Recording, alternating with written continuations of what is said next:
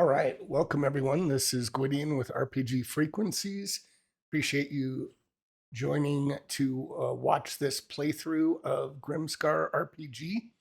I found this on Kickstarter, and it's a solo grimdark RPG, and I've kind of dived in and I created a module in SojourVTT, and I will put a link in this video to my Discord channel. And with the creator's permission, I'm releasing the module I've created for Sojourn for free. And you can get the PDF as well for free on itch.io. This is just the demo version. So I'm only releasing the demo for free. I've already participated in the Kickstarter. I don't get any money from any of this. I'm not affiliated. I just am excited about the game. And if you want to check out the Kickstarter as of the recording of this playthrough, there's about 2 weeks left on the Kickstarter, so I'll drop a link to that as well. I'm getting a bit of a sore throat, so I apologize if my voice gets a little scratchy as we get through it, but I was really excited to show off this game, post this onto my Discord channel right after I play through, so that if you're interested, you could try it as well. So, and obviously you can try this just with pen and paper as well. So I did a video that I'll link here if I remember, and it shows a little bit about the game itself, a little bit of a review, a little bit of a walk through the PDF. So I'm just going to jump right into the playthrough. I've already created a character, so let's pull up his name, Sam. I'm always so creative with my characters. Let's put that right here. And Sam is an ex-pugilist. And these are all Sam's stats. The first, I think it's 4, or maybe it's 5. Let's see, are what's called psyche stats. I'm just flipping through the PDF right now. There are psyche stats, and then there are physical stats. Yeah, the psyche stats are rage, hatred, butcher, patience, pity, and hope. So these are all psyche stats. Physical stats are survival, charm, reputation, and then you also have wear, which kind of a general reflection of how you are physically holding up against the world, as it were. And for every 10 points of wear you get, you'll get a minor wound. Once you get 10 minor wounds, you're dead. End of story. Once you get 3 major wounds, you're dead. So either of those. This is a pretty low magic game, and even I think low weapons. So I start with a blunted sword and a wooden buckler. The wooden buckler gives me a +1 to armor save. So if and when that comes up, I'll go through that. Let me make sure I've saved this. I'll drop this down, and we're going to get straight into the exploration. So let's see if I can remember how to do this. This is the Dark Weald map. So this is the forest that you'll be exploring as part of the demo. You are only exploring the I guess the innermost, or maybe the outskirts of the forest. Town is here. I'm going to drop my character. Let me drag Sam into here. And actually, I want to make him a little bit less. I thought I had him smaller. You know what I'm going to do? Yeah, let me edit the token, and I'm going to make him like 0.5 maybe. We'll see how this goes. And I might drag him out later, but I'm going to put him here in the town, and I'm going to drill in a little bit now that you've seen the town. The outskirts, these are the deeper edges of the forest, and then finally the very outskirts are the savage forest. So the way this works, I did a quick little journal entry on this called Exploring the Forest. Might be a little bit hard to read on the left, but I'm going to use this for me to make it easier to understand like how I proceed. So you move 1 hex per turn, which represents an hour of exploration. And there's the forest, dark forest, and savage forest. Again, we'll just be playing through the forest. When you move into a hex, give it a consecutive number and roll on the forest type table. All my rolls are going to be done using 3D dice so that you can see them, and they'll be done on screen. So let's do that. So I'm going to go back to the assets and the rules. And I created the index for now. This isn't in the PDF, but they might do that maybe over time. So let's go, and maybe they'll end up doing that. Let's go down to the tables. And then I think hopefully forest will be, there we go. I should have bookmarked this. So the forest table, so this is a D100. So what I'm going to do is I'm going to drag out a token that I've created. I'm going to drag out a one, and I'm just going to explore right above me. So let's roll a D100, and then we are going to figure out, let's see if I can find my D10, D10s. That should be it. And then we'll see. So that is a 48. So let's look and see what that means. So where is my rules? Let's open that again. So 48. So let's page down until we find 48. So a little bit of spoilers here. So Twisted Oak. So this over here, if you see this and I'm highlighting, says yes. That column is whether or not this is permanent. So this is a permanent feature called a Twisted Oak. So what I'm going to do before I read this, I want to write that down. So the Twisted Oak, I'm going to double click here for those of you that want to use this. And I'm going to say it is a permanent, I'm going to put yes. I might think about how to do this later, and I'll say description, twist, or I'll say Twisted Oak. And then I'm going to say detail, and I might put more of the detail in here. I think I have to save this, yeah. Down here, save, export. So we'll save this. So Twisted Oak. And then the other thing you can do that I put in here if we want, I don't necessarily need this, but I've got a journal map key. So if I right click next to documents, I'm going to say journal key. And we'll do the drop down, find the journal key, and we will save, say okay. So now I've got my journal key. And if I'd like, again, because I'm doing it on the map, I don't have to do this, but this is form fillable. I'm going to put 1 and put Twisted Oak. And this is permanent. So the one other thing that you would do is we will put this so we don't forget. I'm going to add another document here, which is permanent features. So when you find something that's permanent, you need to note it on the permanent map. So I'm going to add this key here. We're going to open the permanent features. This will be called A, and because you will do this on the permanent map, Twisted Oak. And maybe I'll show you how to do that now so that I don't forget later if we cut off this playthrough. So that is Twisted Oak. So if I open the permanent map, permanent features here, you can drill in this very first token. Shoot, I did not. What I'm going to do for now, that should be an A, but I'll remember next time to add. I need to add the letter tokens, which is part of why I am doing this playthrough so I don't forget. So I don't have a letter token. I'm going to pull from the very end of this. I'm just going to pull the 24. For some reason, that is not showing up the way it should.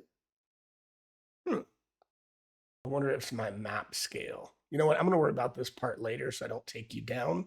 So we can worry about the map later on the permanent feature. Let's just dive in.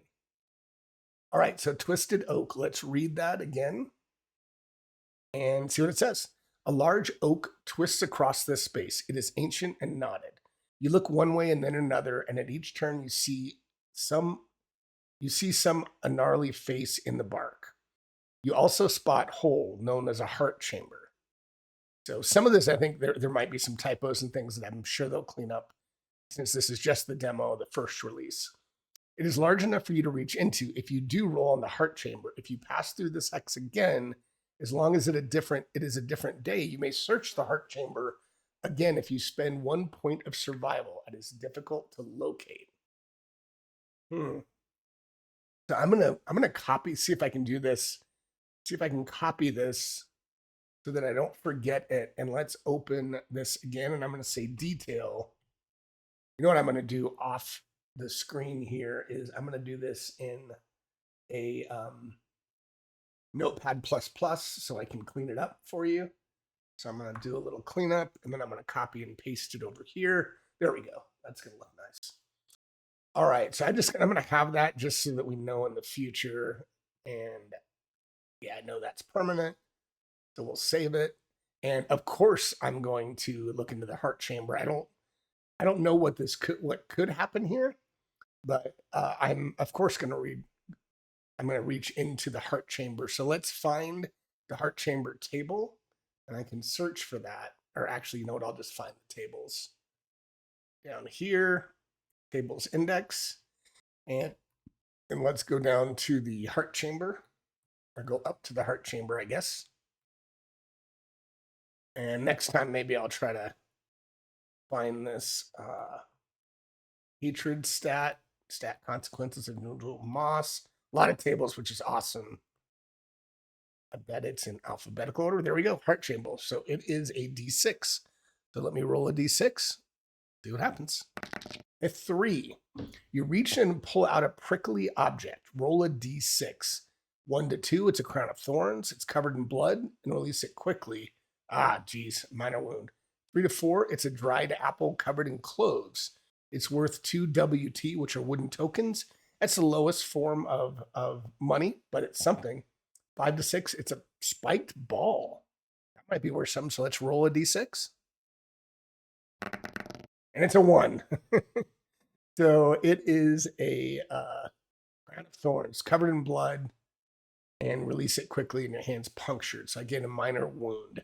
So nothing really there to do other than give myself a minor wound. So let's open his sheet. I'm going to tick off a minor wound up there. You can see that little X. So until I get 10, I'm okay, but hopefully I can rest at some point and recover from that wound. So I think that's it. I'm gonna put myself up here, and I'm a little bit underneath this token. I don't know how to make it above. Oh, there you go. I'll do that for now. I'm gonna go up. I'm just gonna continue north. So let's go to north and let's see what we find there. And we are, sorry, I should have started this by saying we are taking the Alderman's Quest, which is the first quest. So I should probably note that here, Alderman's Quest. So the Alderman is one of the folks that are running the town.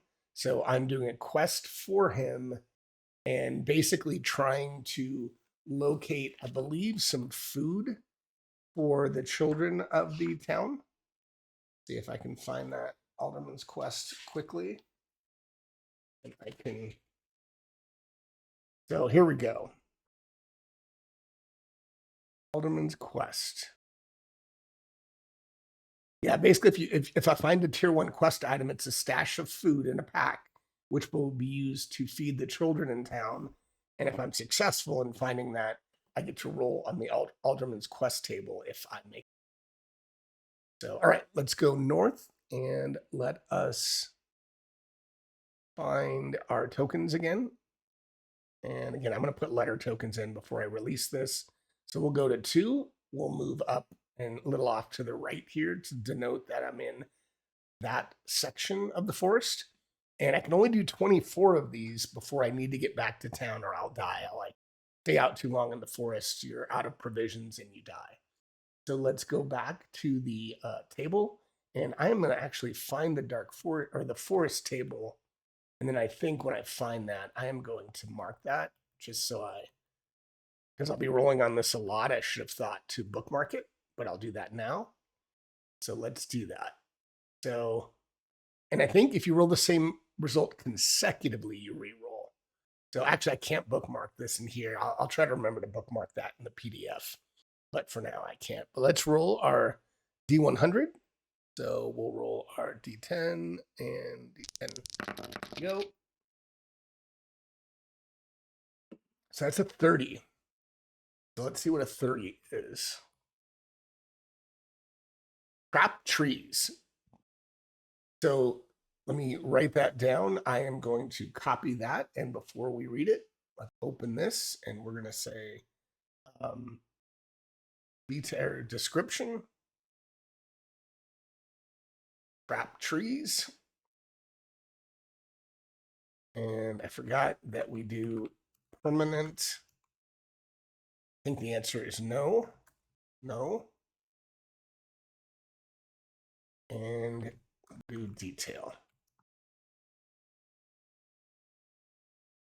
All right. Let's save that. I don't think it's permanent. Let's look again. Oh, it is another permanent feature. Wow. So I need to say yes, permanent. So we would mark that again on our map. I'm not going to do that to save a little time, but you would go to that permanent feature and mark it. So let's read it and let's see what we need to do. So this area of the forest is densely packed. Roll a d6. 1 to 2, they're silver birch trees. I don't know what that means. I'll look and see if that means anything. 3 to 4, they're iron beech trees. 5 to 6, they're horse chestnut trees. No matter what type of tree, there is something strung between the 4 of them. So I don't know if that matters, but let's go ahead and roll our d6 so we can describe this. A 5. So it's a horse chestnut tree. And between them is strung something odd, and it's an old trap made of rope, thorns, and some kind of sticky tar. Roll a d6. 1 to 2, a grim-looking man is caught up. It's a musil thrall. 3 to 4, so let's figure out what it is first before we continue. 3. So 3 to 4, the black mucilage emanates a heavy aura.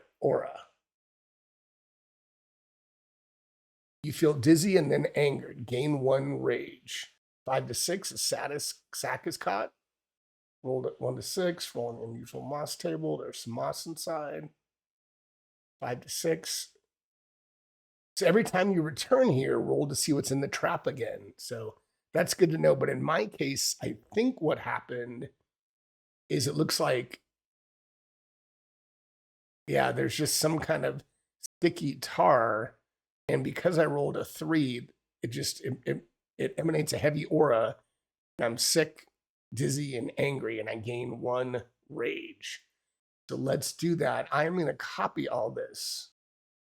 And again, I'm going to put it into Notepad++ so that I can kind of make this easier to read. I'm going to copy it, go back to our detail here, and I am going to make this stand out because I do want to make sure that I note that every time I come here, I can roll again to see what's there. So there's my detail, and this is permanent. And I need to mark my rage +1. So let's go on to my character sheet and let's go rage +1. I already got rage +1 because I'm an ex-pugilist. So now I have 7 to my rage. All right. So I'm going to go left down the southwest, and that is going to be number 3. I think I'm doing this right. I think you continue to explore. So let's go to 3, and we're going to say permanent. Description detail. All right. So let's see. Let's go back to our rulebook, and we're going to go up to the top here, and we're going to roll on our. I wonder if I can make a bookmark. I don't think I can. Table of contents. Yeah, that's all right. All right, let's roll on D100. See if we can get an encounter or something. 87. 87. Let's see what that means. Sorry for all the paging down and any minor spoilers here. All right, Dark Recess. This is not permanent. So let's see what it says. Dark Recess. So let's copy that for now and get this over. And we're going to go back to our map. And description, we'll bold that. We'll space on that. Dark Recess, don't need to bold that. Permanent, no. Bold that. Bold this. And then we'll our detail. All right, so what is this all about? The trees are well spaced here, and where the land dips down in amongst them, there's an overhanging rock formation. Beneath this is a dark recess. You have to pass it to continue, and as you do, something happens. I like how there's something in each of these, so and there's a lot of rolling, and sometimes you can re-encounter it, which is pretty cool. So, all right, you have to pass it to continue. So I roll a d6, so let's do that. A 5. So 1 to 2 is Amalgam Beast, not that. 3 to 4, the rock shifts and fall. Roll your reserve die. 5 to 6 plus I wonder how it could be above a 6. Anyway, you hear some water and realize there's a pool in the recess. You look closer and find a dead body laying next to it. You think she may have been hiding here and perished. Roll on the found body table. So I'm going to go down here, and it says roll a d6. So what I'm going to do is copy this piece. And I could be marking this in my journal as well, but I like I like doing this on the map. So in Sojur, you can do all of this in journals if you'd like. But I'm going to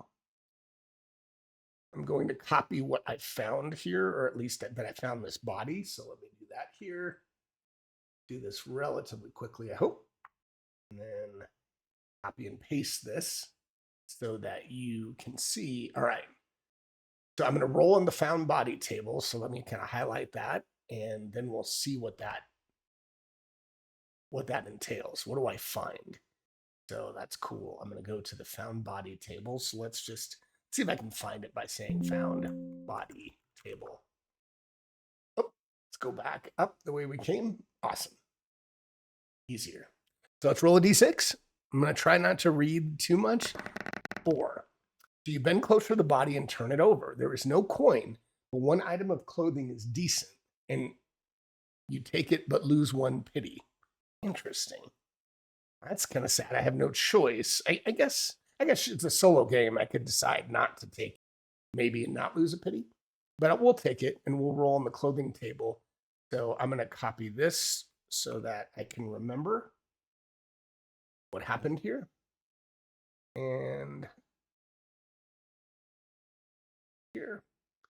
So we're going to copy here. And I should have done that in Notepad++, but it's quick and easy enough to do this here. 1 pity. We'll save that. We'll go back to our character.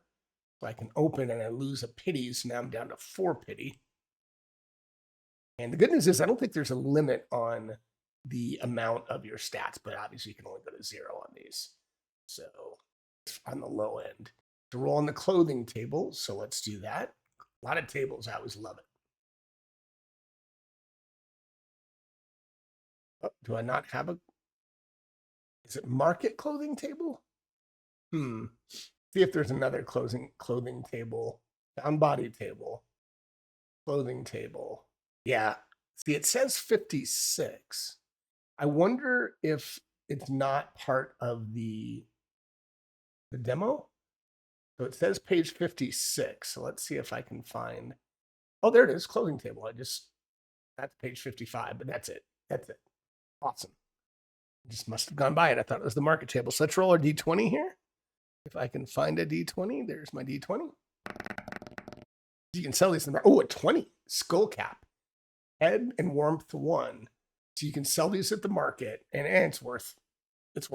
That's all right. So skull cap. Head warmth 1. So let's go here. And I'm going to make my warmth 6th. And I'm going to put this in here now and say skull cap head warmth 1, just to denote that on my character sheet. And I guess I could do it here too if I want, and say found skull and then head warmth 1. All right. So now I was over here on 3, and let's go ahead and just keep going. I'm going to go all the way around the outside and then maybe kind of make my way back into town. So let us go to our token palette, and we're going to make that 4 here. Put that there. Right down to the outside of it so that we know where we are. And let's go back to our table. And we're going to go up. All right, force table. So D100. I like how it's quick, but it's detailed. So there's enough detail here that's keeping me interested, but it's moving pretty quick. Oh, wow, that was like a 90-something. I ended up with a 16. 16. Dirt path, so this is not permanent. You are amazed to see a hard-to-find dirt path. After following it a short way, you realize it is made up of fresh drag marks and that it's not a path after all. roll a d6 to find out what is at the end. So let's do that. 6. Before you roll, you can spend 1 survival. Oh, I didn't. I just kept it. So let's just do that. So, all right. So 5 to 6, which is what I rolled. At the end, you find a Grimscarian citizen, a young man you have seen before in town. He's badly injured. If you have anything that might heal him, then he returns to town and you gain 1 reputation. Otherwise, you might leave him. This is where it's like, I guess you're going to have to invent if there's something that I have that could heal him. So I don't think I do, but let's look again at my character sheet. So you start with an oil lamp, a backpack, a ration. Maybe the ration, because I feel like when I read this, I'm flipping through the booklet that I printed myself. I know that you can, after you're in a battle, you can use an improvised dressing to heal 1 minor wound. To do this, you must deduct 1 survival point or spend a ration. If you have none, you cannot heal. So this might be a little bit outside of what you're supposed to do, but I'm going to say that, let's see, what is it? Does it say what's wrong with him? He is badly injured. So if I give him,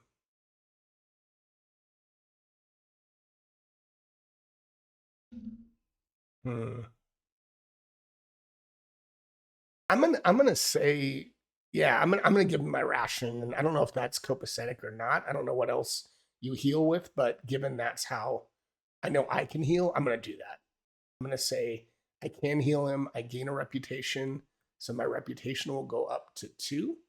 And I'm gonna note here, and let's go back, and I'm going to copy this dirt path. So permanent, no description, and you can make these whatever you want. Obviously, I'm just doing what I want. Detail, and then I'll paste in the detail. And let's see, I'm gonna put this.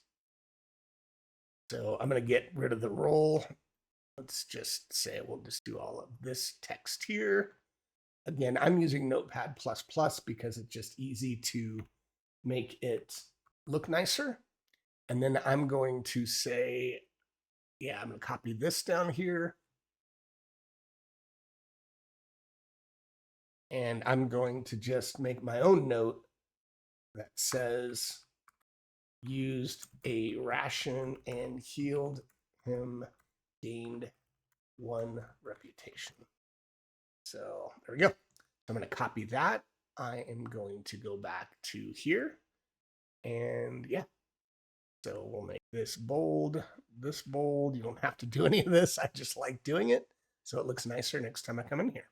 So it's not permanent, but there we go. So we're making our way through the woods. We're still trying to find our quest item to get, I guess, food or what have you to feed the kids in town. So let's go. Let's keep going on the outside here. So we'll put that here. We'll go down to 5 right here, and we will do our roll. So let's go back up to the forest table here, and let's roll our D100. I like how, like, anytime you encounter these things, they could be different because you roll on table, so it's not just a static event. 61. So let me find out. 61. 1 second. Go down here to 61. Concealed ditch. There's a ditch here between some trees. Roll a d6. I love it. I rolled a 4. So it's a natural undulation. So there's a ditch here between some trees. No matter the origin of the ditch, something lies on the bottom. So let's kind of, and it's not a permanent feature. So let's try to copy that. And we're going to say permanent, no description. And I just couldn't copy that C for some reason, just the PDF. And we're going to say detail. All right. And let's copy some of that information. So there's a ditch here between some trees. We're going to copy and paste that. Ditch here between some trees. And we'll go straight to what I found. So it's a natural undulation because of what I rolled.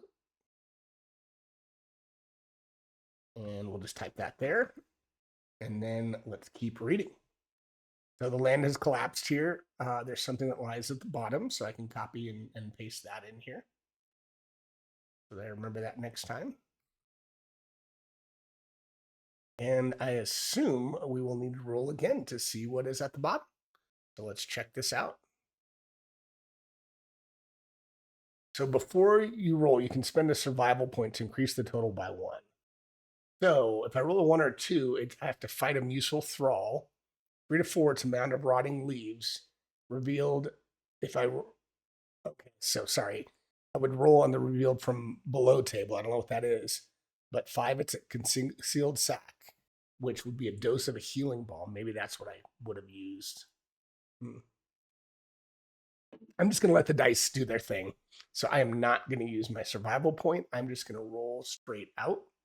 And let's see what I get. 5. Ooh, not bad.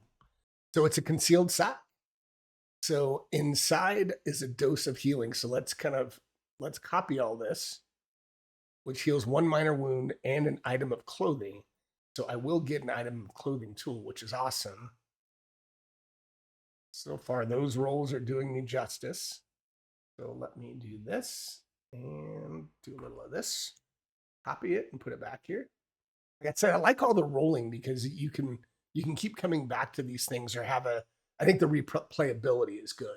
So I'm going to have to write that down on my character sheet, and then I'll have to do the item of clothing. So let's go again. It's a healing balm. So I'm going to put that on my character sheet. Healing balm 1. And so I'll have to remember that, but it heals 1 minor wound. I could use that, but I don't want to use it yet until I get in trouble, I think. But now I also need to roll on the clothing table now. And yep, so let's go to clothing table. I don't remember exactly where that is, so let's just find it. There we go. All right. And we will roll on a d20 for the clothing table. 2. It's a cloak. That's great. That I actually like that. And since it's body, I don't remember if I can do 2 on there. Wouldn't make a ton of sense to me because I think I already have. Let's just read. I've got a tunic, so I don't think I could also wear a cloak. But I'm going to put down here cloak, body warmth 3, because I might want to sell that. So I'm not going to change my stats. I thought it said something about being able to use 2, but for now, I'm just going to keep my warmth at 6, and maybe I'll sell that in town because I know I can sell it for 3 copper coins, which would be awesome. So let's go back to the description, and I'll say, and a cloak, body warmth 3. So awesome. All right. Oh, let me go back because I'm anal with these things and I need to make sure that I bold those just because I like to bold these and keep it consistent. All right. So that was 5. So let's go to 6.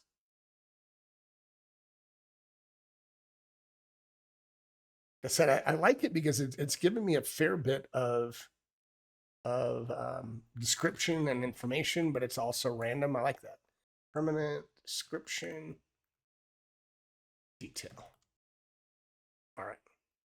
So save that so I don't forget. And let's go back. And we are going to go back to our tables. All right, let's roll our D100 and see what we get next. Yes, it's pretty quick. It's fun. 29. It's fun for me to be able to quickly go through here. And I don't think I'm missing anything. I probably am. 29 trap trees. So this was permanent, but when you find something that's permanent, you can have two of them. So I think it's okay that I'll go ahead and take this and I'm going to write that down. The trap tree, but now I'll have to remember. I wonder if I can do it over this way. There we go. So I'll have to remember that the trap trees, and maybe I'll do something to designate that in the future so I don't forget. But in this case, for now, I'm just going to do this. And yeah, maybe I'll find a way to, in the future, kind of to note that so I know I just can't have these again on this map. So let's roll. So we roll a d6, a 3. So these are iron beech trees, and that's fine no matter what type. So now we roll on the d6 to see what type of trap it is. So let's do that. 4. So I know you're not supposed to do this, but I'm going to roll one other time because I already have this, and I just kind of want something a little unique. So I'm going to try one other time. If I get the same thing, I'll get it. But in this case, yeah, rather than get the black mucilage again, I want to just try one more time to get something different. Okay, it's a 4. So that's what we get. So we are going to say, let's get all this together. I'm going to copy this. I'm going to put this all into Notepad so that I can do this easier.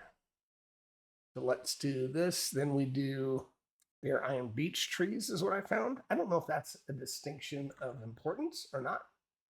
And then, so no matter what, there's a trap here. We're going to do this. And we're going to that.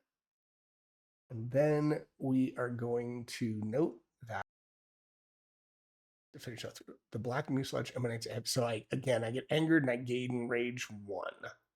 And I think that's it. 5 or 6. Yep. Let's see, 5 to 6.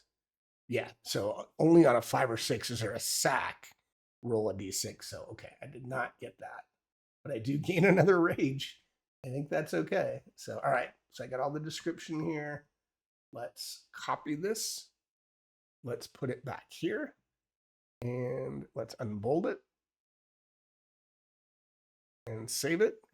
So on beech trees, it's an old trap. You feel dizzy and gain a rage. All right, so let's go back here, and I gain another rage. Let's do a few more. Let's see, I am 37 minutes in?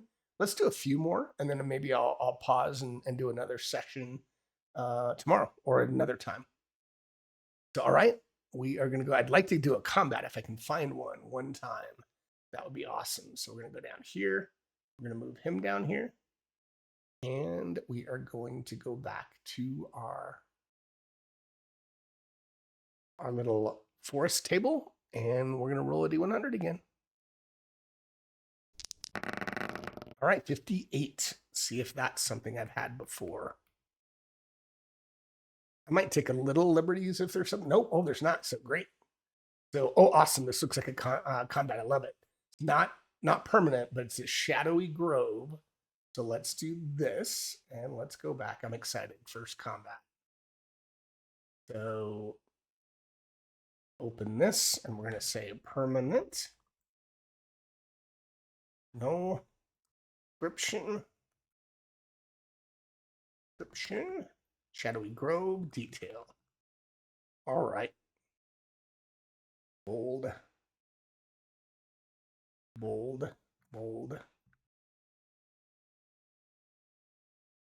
Save. All right. See what this is. So the trees grow tighter in a tight cluster here, forming shadowy grove.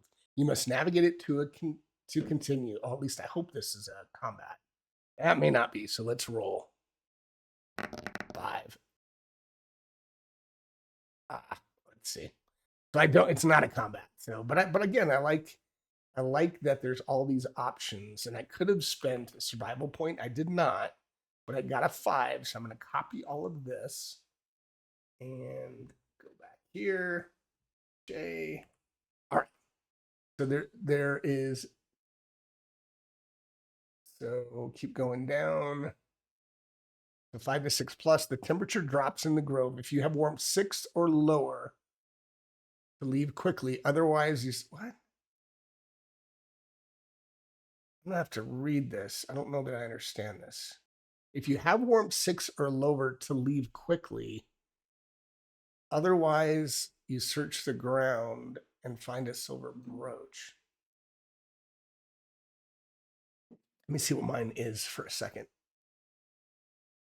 And again, this is a demo, so there's going to be some things that maybe I can reach out to them. So I have a warmth of 6, and yeah, body. I don't think so. 3, 4, 5, 6. So I assume I need to have. I think it means if I have 6 or lower, I need to leave quickly. I think is what it means. And then otherwise, I can take the time, even though temperature drops, to search. So I'm going to say I can't find that grove. So I can't find that brooch. So I'm going to say the temperature drops quickly in the grove, and I'll put it back up here. And I need to leave quickly. So I'm just going to say that's what happens.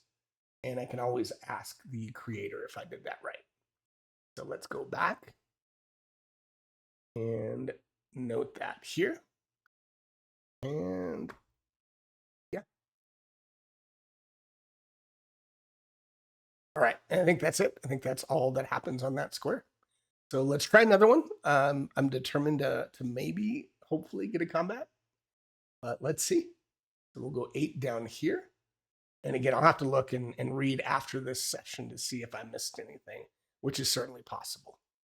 All right, so let's open this. And we're going to say, by now, what you remember as permanent, description, and detail. All right, let's save that. And let's go back to our rules. And let's go back to the forest here. Like I said, I keep repeating it, but I do like that it moves quickly, but a fair bit of variety, which I find cool. Try to keep drinking, but my throat is bothering me. 95. That sounds cool. Maybe really good or maybe really bad. Let's see. Not something that is unique. It's a glyph tree. One tree amongst the many in this area has been stripped of its bark and symbols, and glyphs have been carved into the softer, smoother wood. You know this to be a glyph tree, and have seen one before, but this example has many more markings, and some are rough, bloody scratches as if scored by fingernails. You place a hand on the trunk and it feels warm. You can carve your own room if you wish, but only one. Pick one of the following. The Trutina glyph, and I think these carvings maybe are like, it's not marked vellum, I guess, because that's kind of the scroll-like magic in the game. But I guess it is your own glyph. So I can gain 1 patience, I can gain 1 pity, or gain 1 hope. I don't know what all of these do, but I'd kind of like to gain a hope. So I'm going to carve in. So I'm going to take out something, maybe my knife, maybe my sword, and I'm going to carve a relic glyph and gain a hope. I don't get to use this again, so I am going to make note of all of this, and I am going to copy this and take a minute to clean this up in Notepad here. So let's see. I'm going to do the Gaelic, as I said. I'm going to carve your own room, Gaelic, and gain a hope. And let's see if I can do this quickly. Go back here. Go back in the detail. You know this to be a glyph tree. You place a hand on the trunk. I'm just going to say you carve your own rune, Gaelic glyph, gain 1 hope. And this is important. So I'm going to make this down here and bold it, but that I can't, I won't find it again. So this was what was it called again? Glyph tree. So it's a glyph tree.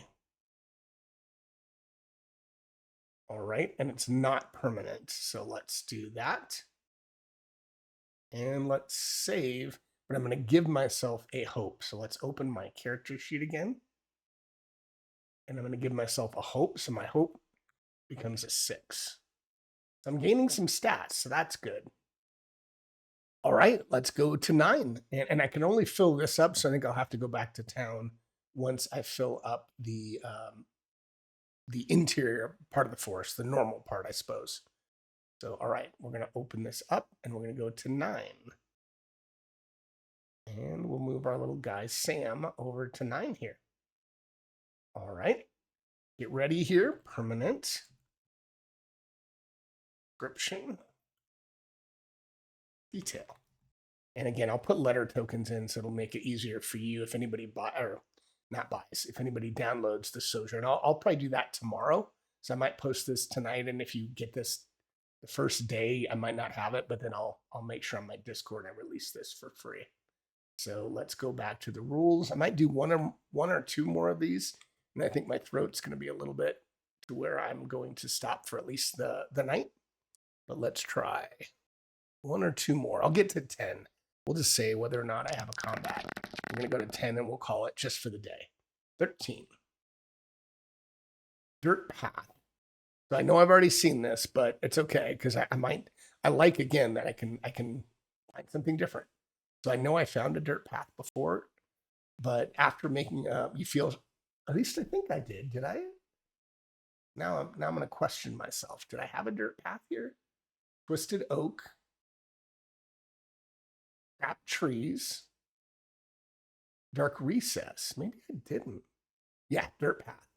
So in this one, I found the citizen. So let's see what happens here.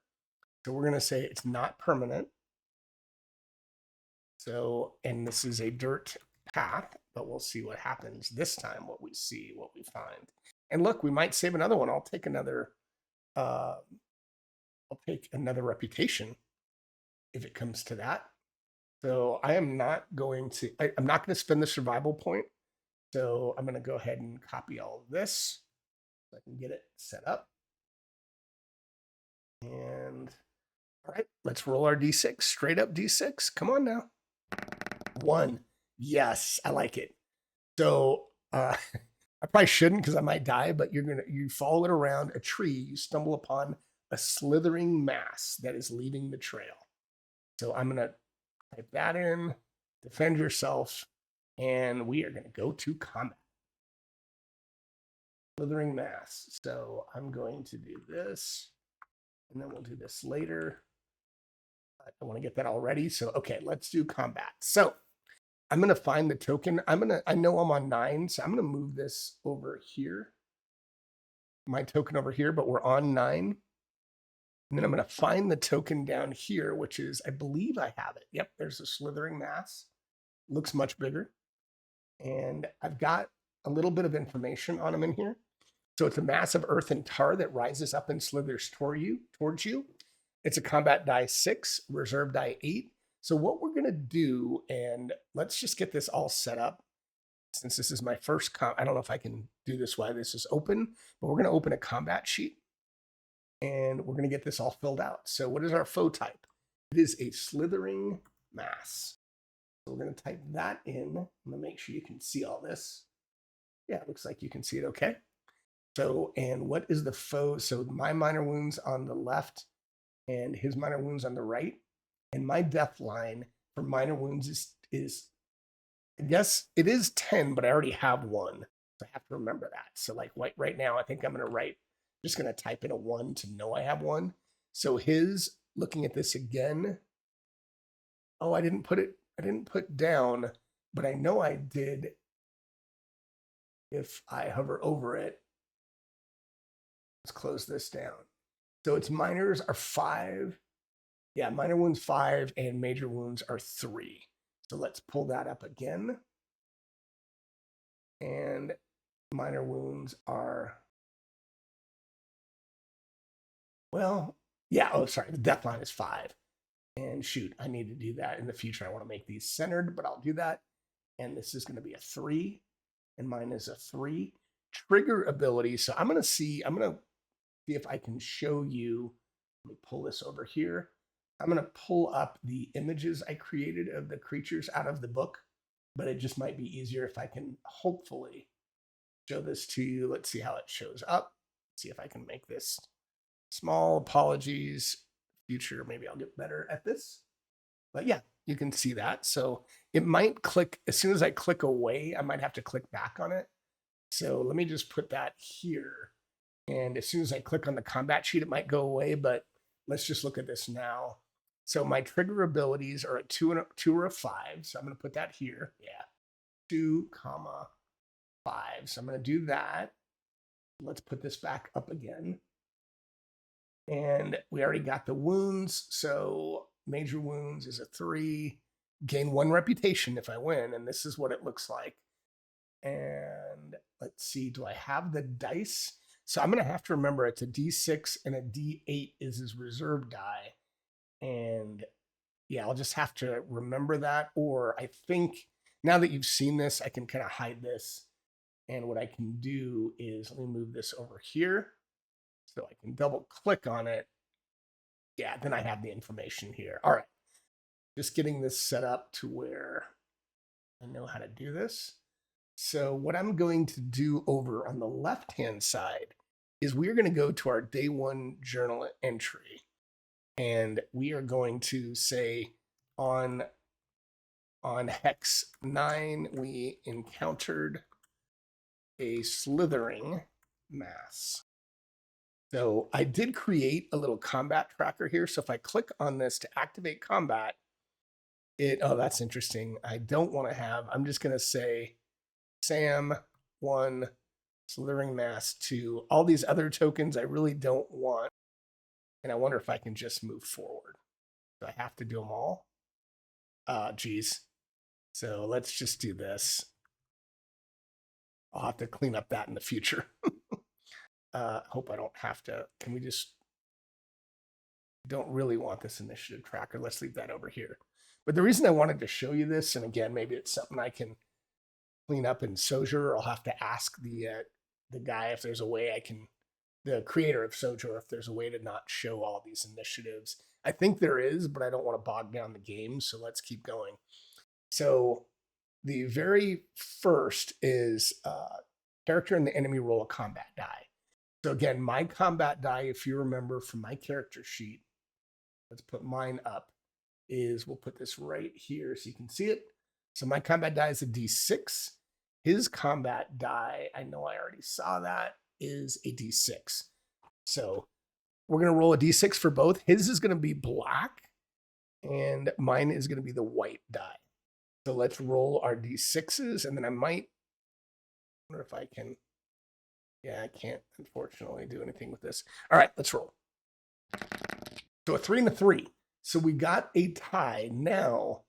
So let's go to the next step here. Was a 3. So ECDR is the enemy combat die roll trigger ability. And his trigger ability is on a 2 or a 5. So mine's a 3. So it doesn't trigger.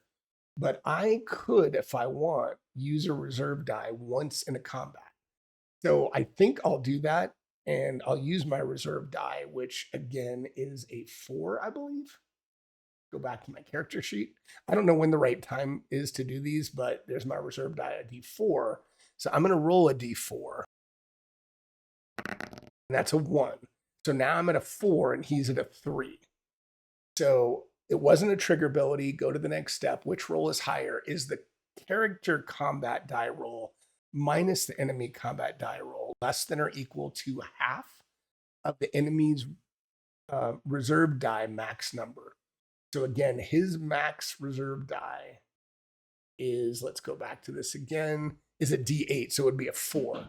So I'm only, if it's, I think you only check that immediately after.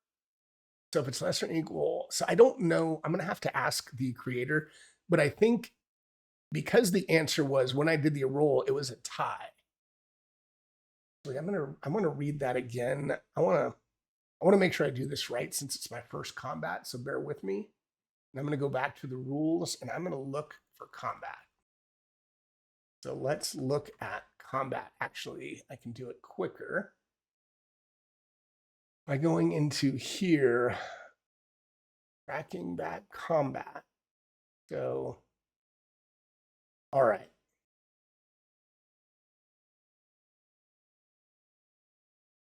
So you can use the combat die once, roll it and add it to the roller. Enemy also has a reserve die. If it draws around, it will use, that should be a use, the reserve die. If it loses a round and the difference is equal to or less than half its reserve die, it will roll a reserve die.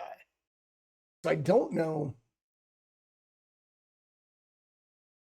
I don't know how to play that because I used my reserve die, but I guess I'm just going to say, look, I decided to use my reserve die. I've got a 4.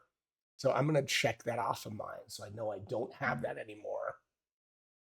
But I think, I don't know if I get the, let's see, character choice, choose to lose combat or add psyche and or your reserve die.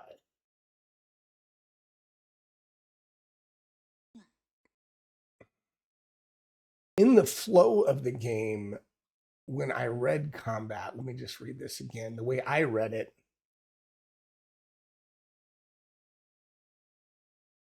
I think the time it gets to choose. No, you know what? It's not quite clear to me. Like, do I still allow it to use it because I used mine? And I think I'm going to go ahead, even though it seems to say like right after you roll. But I'm going to say, look, you know, the end of the day, it still has the ability to use its reserve die. I used mine. So I'm going to have it use its reserve die, and its reserve die, go back over here. Its reserve die, I think its reserve die was a 8. Shoot. So we're going to roll its 8. Again, I could be doing this wrong, but so it rolled a 2. So it rolled a 2, so it's 1 above me. That's all it can do. So it used its reserve die. So now I could use, in my mind, or I could use a stat. And so I think what I'm going to do, I'm going to go ahead and use a stat because in this case, yeah, I want to win this round. So let's go ahead and use a stat, and let's look at my character sheet. So I can use any of these.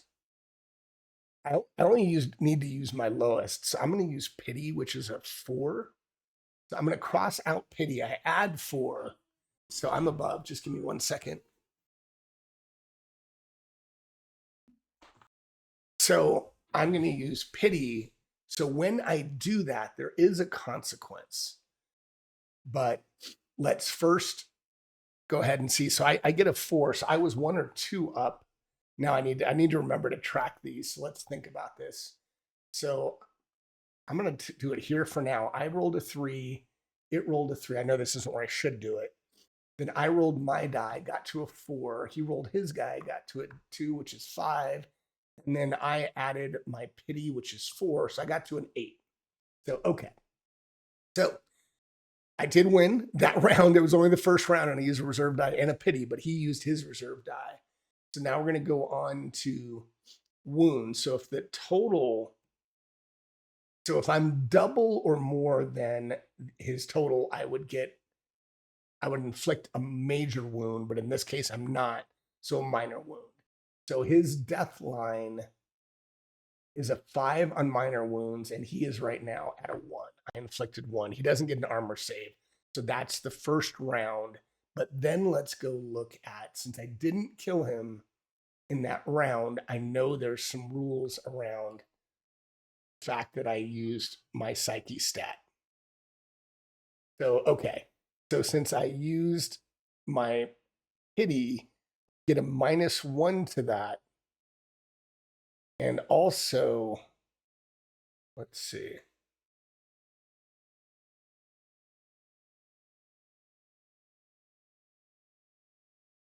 So if you use patient pity or hope, -1 to that stat.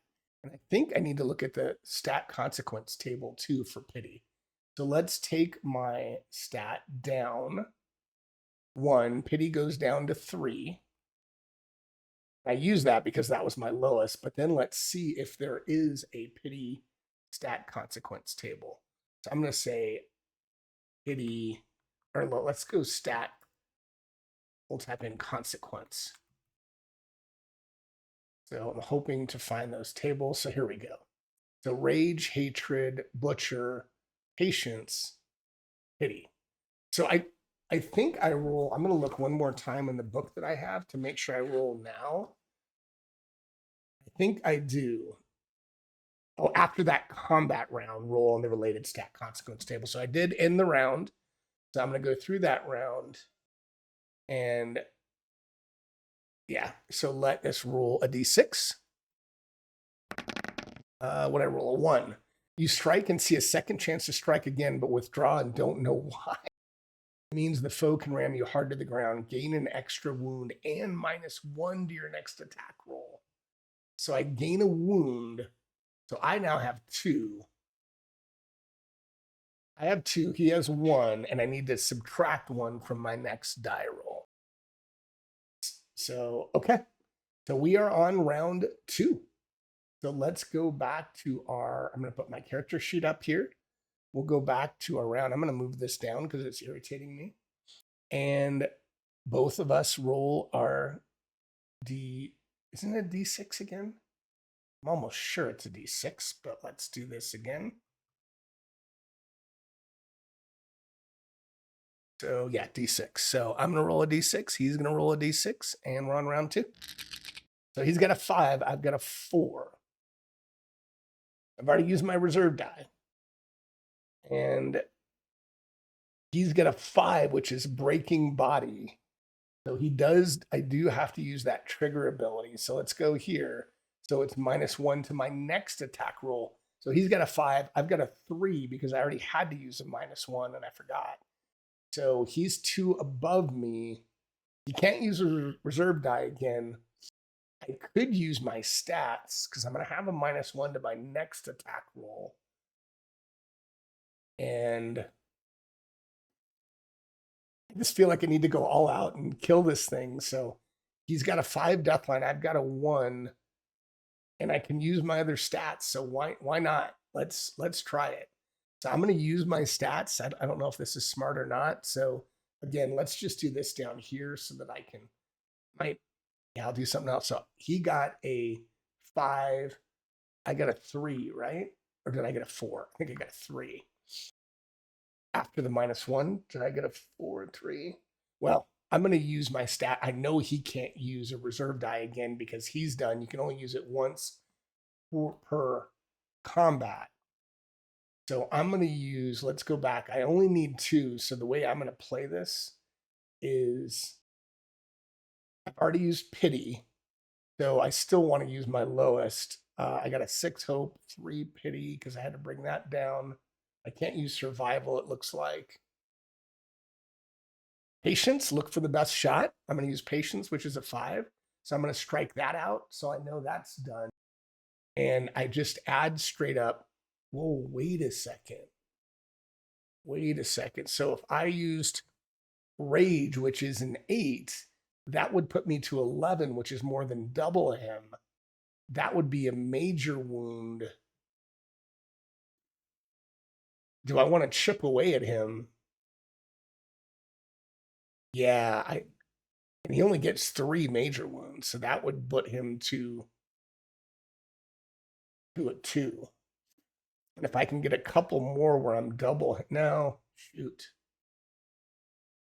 I like that it makes you think. I'm going to do that. Let's just try it. I'm going to put him, I'm going to say 8. So I'm going to do rage instead of patience. Rage, 8. So that's going to move this to 11. So that means he's at a 5. So combat is over. He doesn't have anything else he can do. So that takes him, I'm just going to move this death line down to 2 because I like tracking the numbers here. So that is good. I'm higher. He can't do anything else. I won the round. I inflicted a major wound. Now I know that I need to go back to the rules. And I'm going to say major wound. And there's a table in here. Major creature, major wound tables on page 57. Let's just page to that. Where is my page numbers? Oh, I don't see it in here. All right, let's see if I can find it. I'm looking for the tables. Butcher, a patient stat, pity stat. I know it's right here if I can find it. Apologies for all the unusual moths. I know it's in here. Revealed from below. Bloody puncture. Heart chamber.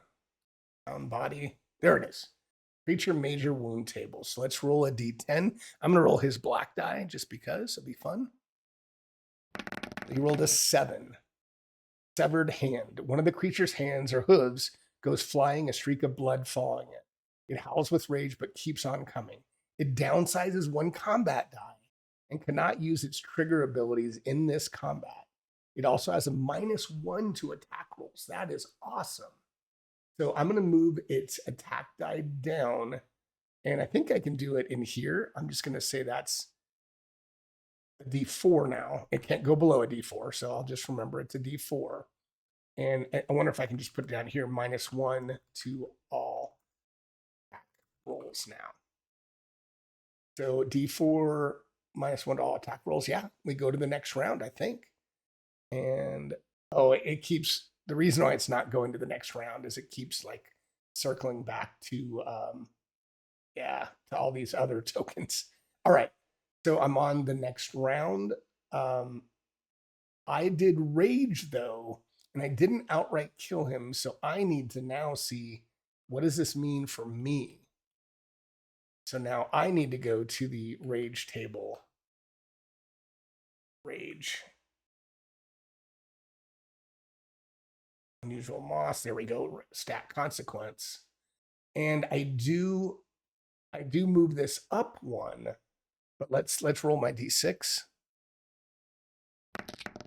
2. You lose control of the rage ripping through your body. Your savage attack knocking you off balance. -3 to your next attack roll, and lose 1 pity. Boy, I need to remember these, and I feel like I'm already losing these. So -3 to your next attack roll, and lose 1 pity. So let me just note this here, -3, and I felt like did I already use the -1, or was that because I think I missed this -1. I think I'm -4 the next attack. I'm just going to make a note of that to myself. I think I'm -4, and I need to take a -1 to pity, right?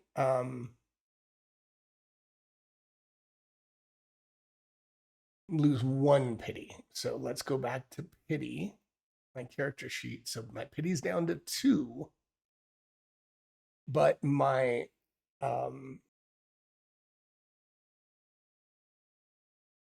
and what else? It also says when you use pity, it's -1 to that stat.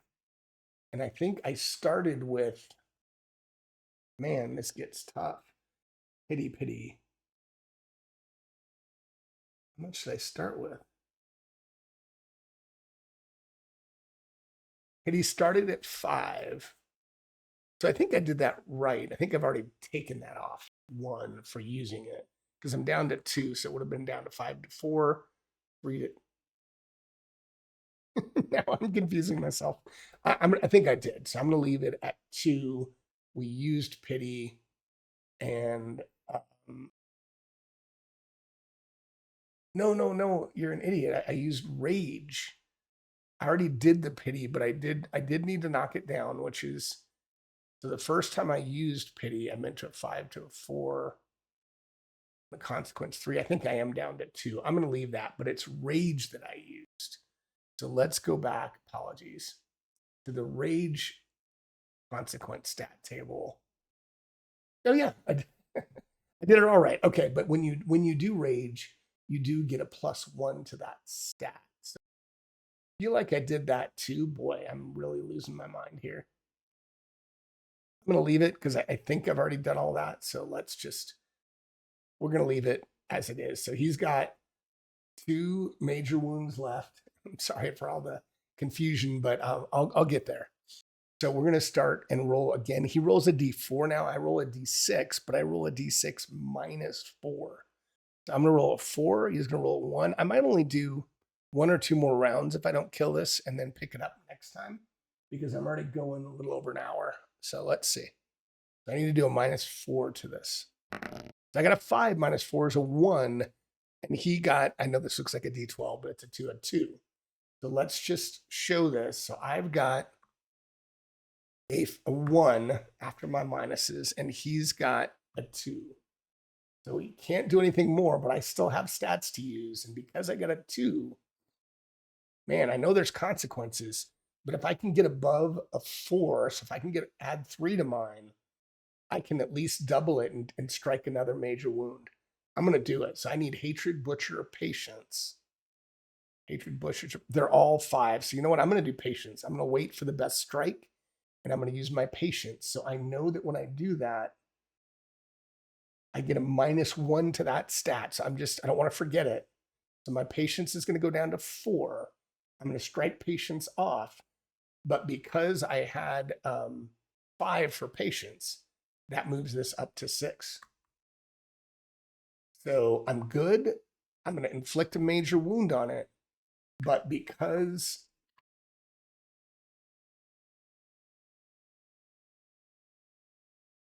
let's see, if you kill the creature, then you add the psych stat to do not. Yeah, but I'm not killing it outright, but I am taking it down to 1. So it's down to 1 major wound. The slithering mass is like, it's lurching, it's dying, but it's not dead yet. It's still going. So I'm going to do that. I did all that. I still have Hope, Butcher, and Hatred left. And now I am going to roll on the Patience consequence table. So let's find that. Patience consequence table. So we roll a d6 for the Patience stat. I know these can be nasty, but ooh, 6. You block and parry, waiting for the right moment. It comes and you thrust hard and jab upward, causing an extra 2 wounds, minor wounds. So let's see. So it's Deathline. I gave it 1. So I'm gonna put this. He was at 4. That's how I'm gonna track this, so I don't forget. And he gets an extra 2 wounds. So he's down to 2 minor wounds and 1 major wound, but I lose 2 rage. I'm going to go up to my rage. The good news is that was at 8, so it's now 6. I don't think these reset after combat. I think those are I think just good, or not good, but I mean I think those are permanent. So okay, so we're going to go back to the top of the round, and we're going to roll again. So I have a d6. He has a d4. So let's see if we can take it out. Slithering mass. So I got a 1, and he got a 4. Oh. So let's see what I can do here. 1 against a 4. So I've got Hatred, Butcher, and Hope. Now, I could just lose. So he's not, and it's not one of his modifiers, 2 or a 4. So I could just say, hey, I'm going to lose this one. Or actually his 5, he doesn't get his modifier because he got that major wounds. I need to take that off. So he's done with that. I think I'm just going to take this, and it's not more than, it would be more than double. That would be a major wound on me, wouldn't it?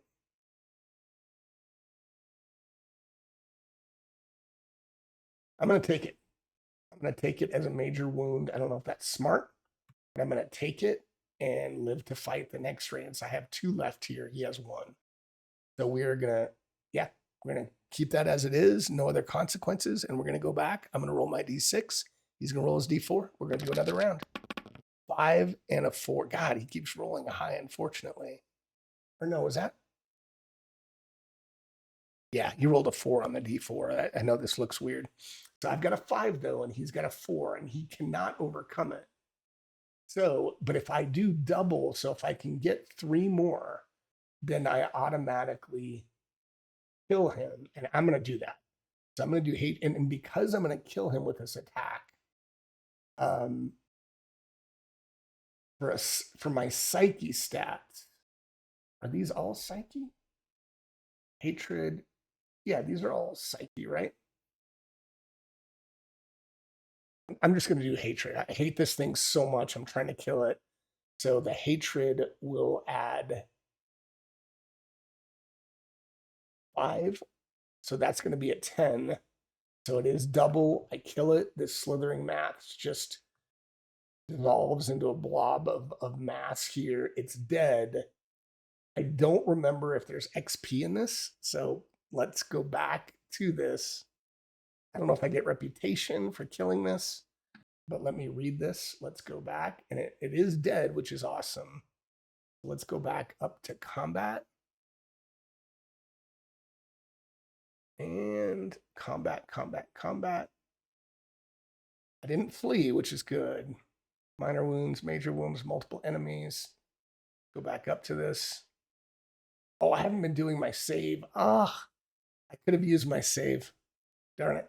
I forgot I had my armor, so I did take the 1 major wound. Let's do that. Sorry, let's... no. Oh, I do remember. So that was I was a 1, right? And he was a 4. Oh, no, but I didn't ever... Did I? Shoot. I promise I'll get better at this. I don't remember what the number was when his... Because I know I wouldn't have... I know when I had a... Oh, I did. I took a major wound, though, right? So I had a 1 and a 4. So what I could have done is he rolled a 4. I rolled a 1. So my armor save would have been... So I get to roll my combat die again and add my modifier. So I get to roll a d6. And I'm going to do my combat modifier is a +1. And if the total, it says, is over the enemy's successful die roll. So I'm going to read that I don't need to just equal 4, but I need to be more than 4. So let's roll that. So I rolled a 5, +1 is 6. So rolling a 6, my major wound becomes a minor wound. So I am going to do that just so that I have that recorded here. And then so now my minor wounds will go up to 3. So I do have 3 out of 10, but at least my major wound became a minor wound. And I should have rolled, when you have a major wound, you have to roll in the consequences table. So I missed that too. So good news is I don't have to worry about that. But I did kill this thing and take it out. So when that happens, I don't roll on the consequence table, but I do gain 2 where. I'm going to go back to here, and I do gain 2 wear. And once I get 10, that's a minor wound. So I think I'm all good with all that. So I've used my stats. I've gotten that consequence. But I do want to see, do I get any other XP out of this? So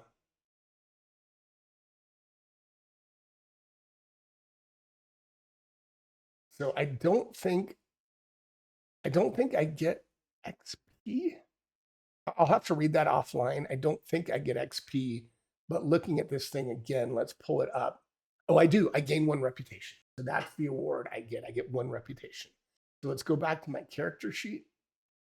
And my reputation goes up to 3 now. Now I do still have that healing balm, but now let me record, since I'm done with that combat, I'm going to record, I've got 3 wounds now. Minor wounds. I still don't have a major wound. That's great. I'm done with combat. I used all those, and I think I have this all correct. So I can get rid of this combat sheet. I can save my character sheet and know that I can delete this token, and I can move this back over here. And I can say, let's see, let's go back to my sheet. And I'm going to say defeated the slithering mass. All right, I'm going to put this all up here, and there you have it. Defeated the slithering mass, and I'm going to say, and gained 1 reputation. All right, sorry that was a little disjointed, but I really had fun, and I got to do my first battle. I probably blew way too much in the way of stats, but I don't know, looking at my character sheet, I mean, pity's a little low. Charm was already where it was. I went a little up and down on rage and hatred, so I think I did all right. And I can reload all those stats for the next battle, and I can still explore. So that was a lot of fun. I'm enjoying this. I'll do another session, but that was a good first session for me. So I hope you enjoyed it. Encourage you to check out the demo. Again, it's free. When I have time, hopefully tomorrow, I will load the Sojur module onto my Discord. I'll drop a link and do all that good stuff so that you can access it yourself. Check out the Kickstarter if you're interested. And until next time, happy gaming, everyone, and enjoy what right now, for me at least, is a weekend. Enjoy your weekend. Thanks.